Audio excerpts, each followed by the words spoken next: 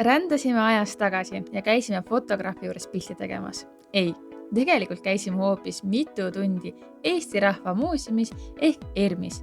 Võtsin lapsed kaasa, et koos avastada Eesti lugu ja vaadata, mida ERM pakub nii suurtele kui ka väikestele külastajatele.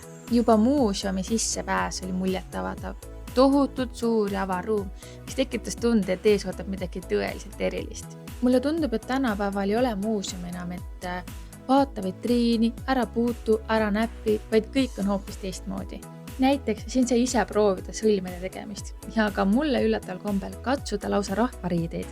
Kusjuures seda me olegi veel maininud, et ERM-is on võimalik valida erinevate näituste vahel, ehk siis kas sa tahad minna vaatama ühte konkreetset näitust või tahad tutvuda terve majaga. Kuid terve majaga tutvumiseks ma tõesti soovitan planeerida terve päeva.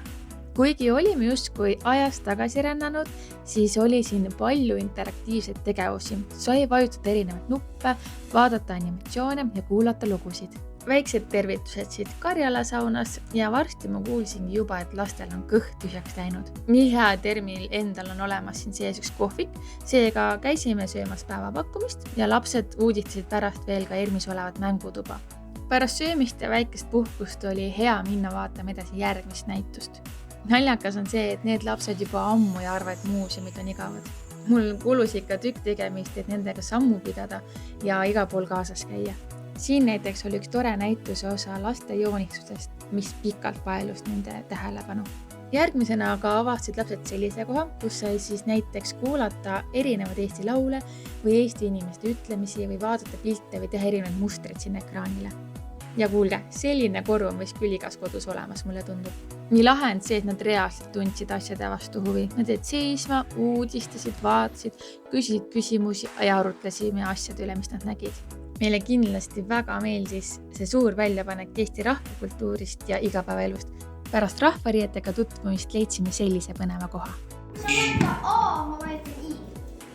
Nagu ai.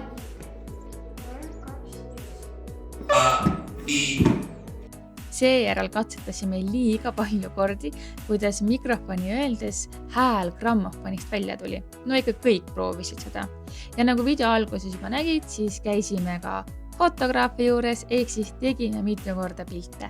Loomulikult ei jõudnud me kõiki ühes külastus läbi käia. Muuseum on tõesti nii suur ja väga mitmekesine.